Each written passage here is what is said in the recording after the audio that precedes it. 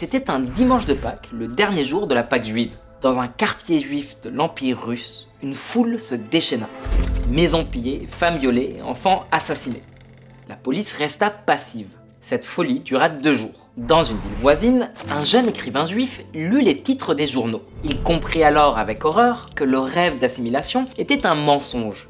Bien avant l'Holocauste, il prédit que l'Europe deviendrait de plus en plus dangereuse pour les juifs. La leçon tirée des cadavres dans les rues, dorénavant, les juifs devaient être capables de se défendre. Et jamais ils ne seraient en sécurité sans un chez eux. Il consacra le reste de sa vie au sionisme. Mais contrairement à d'autres penseurs, il affirma que la diplomatie ne suffirait pas. Ce qui serait nécessaire, c'était la force militaire. À ses critiques, il apparaissait comme un extrémiste, préférant le pouvoir à la paix. Pour ses partisans, il était un pragmatique qui acceptait les vérités dures et dérangeantes du monde réel.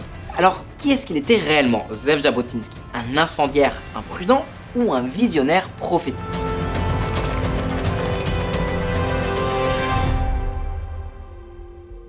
Le pogrom de Kishinev a bouleversé Jabotinsky. Il refusait d'accepter un monde où les juifs restaient sans défense face à de telles atrocités. De retour à Odessa, sa ville natale, il contribua à créer un groupe d'autodéfense juif clandestin. Clandestin car on était en pleine Russie tsariste. Impossible d'organiser une milice sans risquer la prison, voire la déportation en Sibérie. Mais pour lui, défendre un quartier ne suffisait pas. Il pensait bien plus grand. Il voulait un État juif. Il s'engagea corps et âme dans le mouvement sioniste malgré les risques. Et quand la Première Guerre mondiale éclata, il y vit une occasion unique. La Palestine était alors sous domination ottomane. Quand l'Empire ottoman s'allia à l'Allemagne, Jabotinsky fit un pari audacieux. Si les Alliés gagnaient, l'Empire s'effondrerait et la Palestine passerait sous contrôle britannique. Un tournant décisif pour le sionisme. Il quitta la Russie et passa les 4 années suivantes à plaider pour la création d'une force juive armée. Un bataillon qui aiderait les Britanniques à vaincre les Ottomans et qui donnerait aux Juifs leur place dans l'avenir de la Palestine. Après la guerre, beaucoup de penseurs sionistes misaient sur la diplomatie. Selon eux, il fallait avancer prudemment en coopération avec les Britanniques vers un État juif.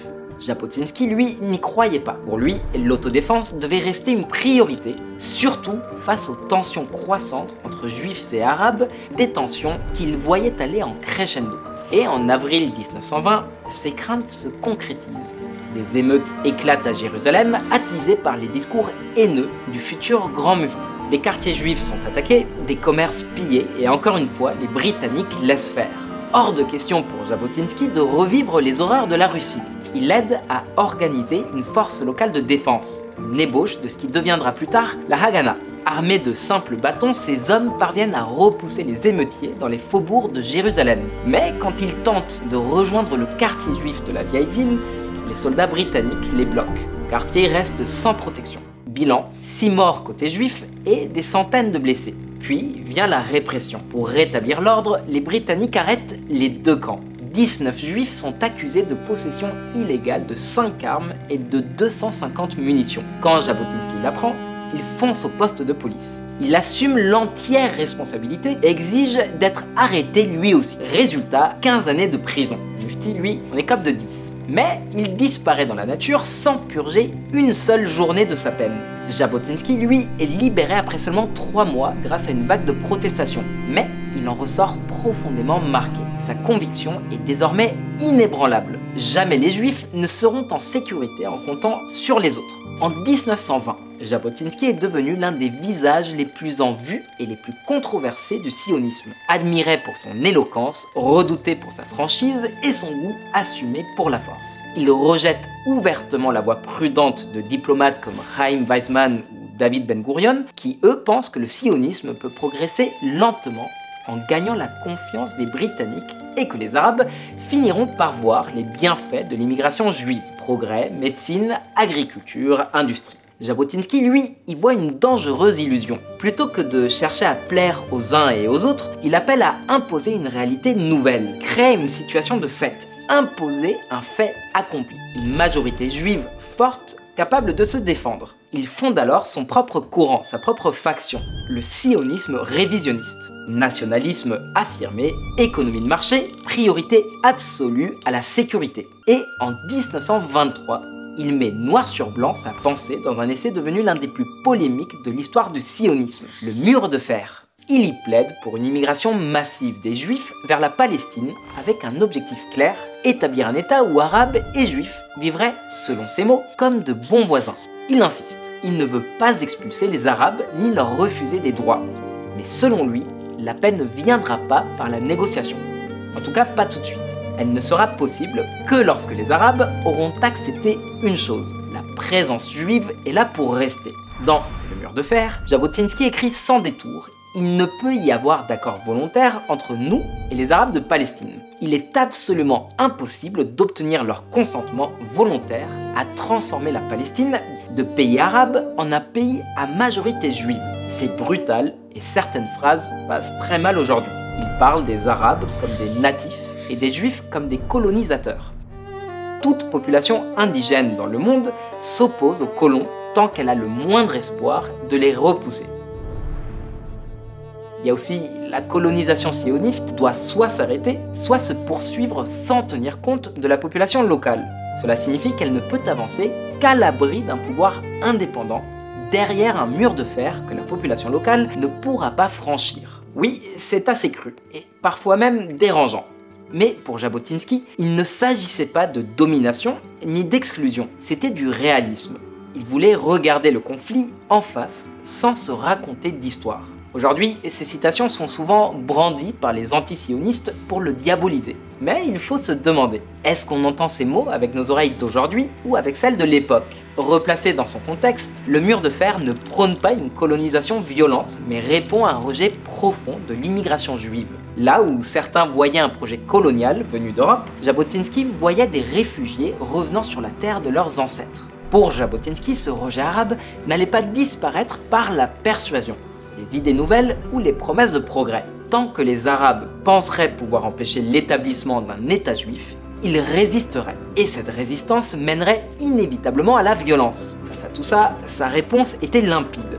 Les Juifs devaient être assez forts pour se protéger. Ils avaient besoin d'un mur de fer, non pas pour dominer, mais pour imposer une réalité irréversible. Une fois cette force acquise, pensait-il, la paix deviendrait enfin possible. Oui, il admettait l'ironie et il l'assumait. Il écrivait « La seule façon d'aboutir à un accord dans le futur, c'est de renoncer à en chercher un dans le présent. » Cette vision, elle choque, elle provoque et elle déchire le mouvement sioniste de l'intérieur. Jabotinsky se retrouve accusé d'attiser les tensions, de donner raison aux pires peurs et craintes des Arabes, de saboter les efforts fragiles de diplomatie avec les Britanniques. Mais lui, inflexible, il trace sa route. Il rompt avec la ligne officielle, se brouille avec Ben Gurion et construit une alternative politique, plus nationaliste, plus musclée, qui finira par marquer profondément l'histoire d'Israël. À mesure que les années 1920 avancent, le fossé entre Jabotinsky et les sionistes modérés, il se creuse. Les tensions avec les Arabes de Palestine ne cessent de monter et les violences éclatent à répétition.